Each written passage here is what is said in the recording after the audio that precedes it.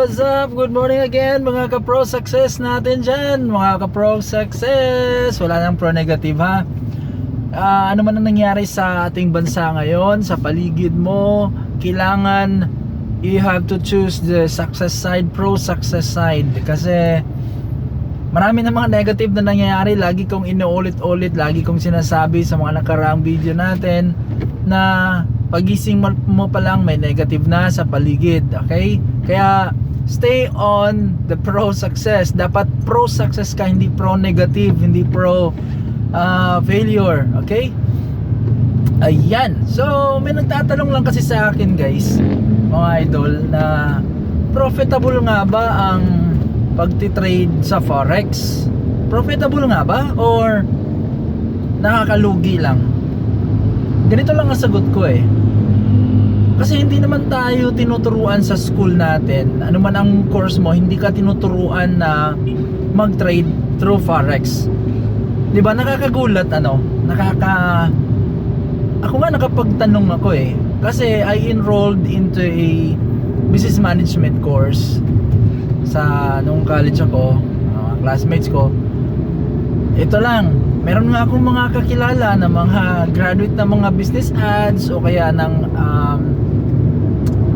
mga accountant, pero hindi naman sila bihasa sa forex trading. Kasi nga hindi tinuturo sa school. Bakit nga hindi tinuturo? Kung titingnan natin, 7.5 trillion ang daily trading ng forex.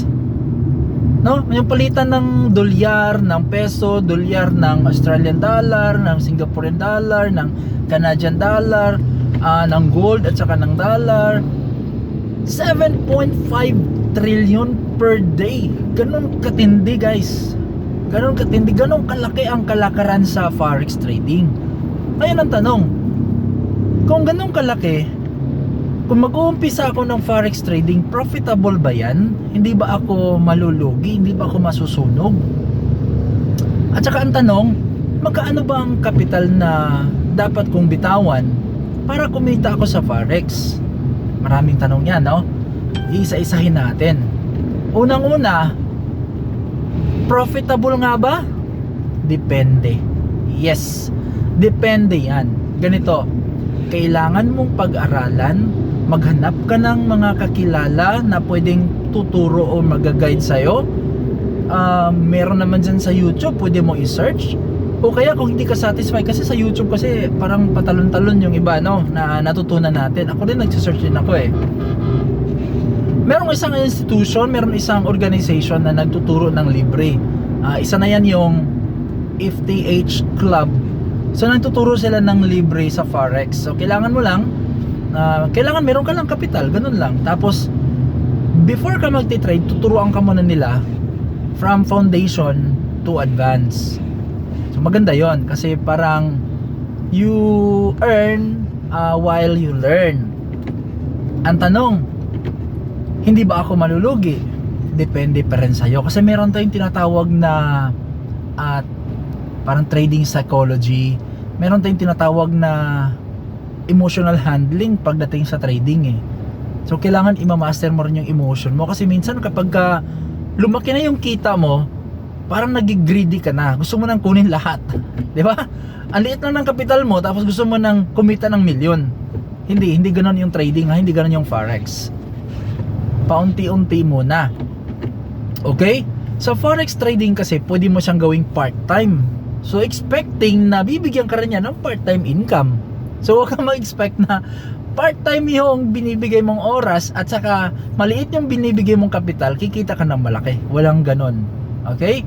Kapag kami nagsabi sa'yo, pare, invest ka dito tapos kumita ka ng malaki, trading to, hindi yan. Hindi yan totoo. Hindi yan totoo. Okay?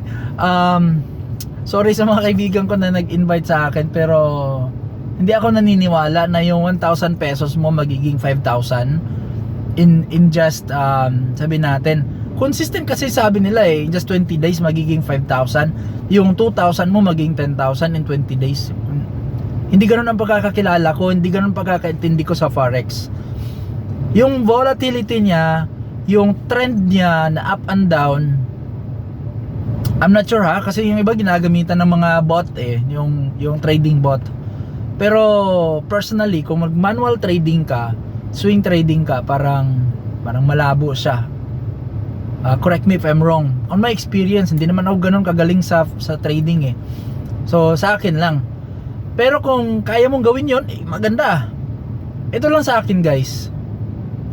Kumita ka ng sabihin natin 5% 5 to 10% per month sa pagtitrade mo sa Forex, magandang resulta na yan.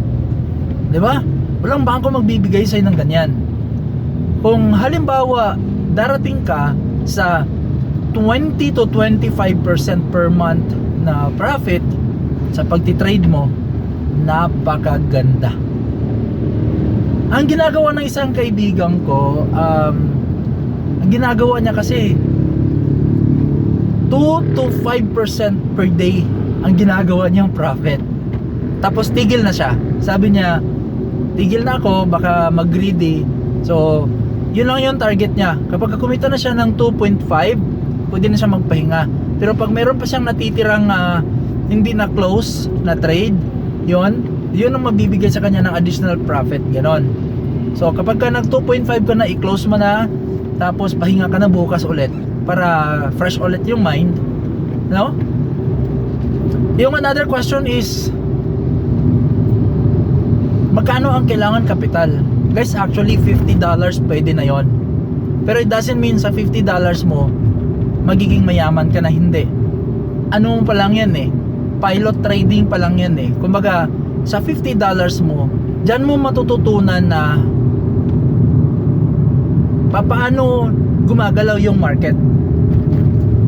Tama? Paano gumagalaw? Ganito pala. Ay nako, yung gold pala pag ganitong oras medyo paangat, pag ganitong oras medyo pababa. Pagka US time pala pataas pala siya or pababa. Ganon. Maintindihan mo yung market from time to time. Pwede ka mag-start ng $50, pero advice ko lang, kapag maliit lang ang kapital mo, huwag kang mag-trade ng malakihan. Mauubos yan, of course. 'Di ba? Micro trade ka lang muna. Magtiis ka muna kapag kumita ka ng $1, $2, magtiis ka muna, ay si $50 yan eh. The bigger the capital na invest mo is, of course, mas malaki yung pwede mong i-expect na kita. At saka, hindi ka masusunugan kaagad kasi yung margin mo malalim. Alright? And then, sa next video natin guys, pag-aaralan naman natin paano umpisahan ang forex trading. Ngayon, basta sinasabi ko sa inyo, ito ay isang paraan or a side hustle. Kung gusto mo ng extra income, additional parang additional business, additional ginagawa na hindi naman nakakaabala masyado sa ginagawa mo ng trabaho araw-araw. Ako ngayon nagda-drive ako, papunta na ako sa trabaho eh. Pero pwede kang mag-trade after work, pwede kang mag-trade during lunch time. Halimbawa, meron kang 30 minutes na pwede kang mag-trade within 30 minutes. Meron ka pang time mag-analyze ng technical analysis, gagawa ng technical analysis sa market. Meron pang time tapos mag-place ng trade mo, buy or sell. Yun lang. Okay? See you in the next one. Pag-uusapan natin, tuloy-tuloy na ito guys, kasi meron na tayong nakikitang napakagandang community, napakasulit na support, bibigay ng training. Shout out sa mga trainers at saka sa ating kaibigan na CEO ng FTH Club, nagbibigay ng libreng training. Grabe, no? Kasi ang alam ko before sa forex trading, kapag nag-attend ka ng training, mahal talaga ang bayad, 70,000, 90,000, ganun. Sila, willing ka lang mag-trade. Kung meron kang capital pang trade, tuturuan ka nila paano mag-trade ng libre. Okay? Yun lang. Parang nila eh, yun yung kanilang mission, to help the Filipino people around the world magkaroon ng additional income through forex trading. Kasi kumita na sila dyan, na lang nila, spread na lang nila. And isa ako sana blessed doon. Thank you so much and see you in the next one.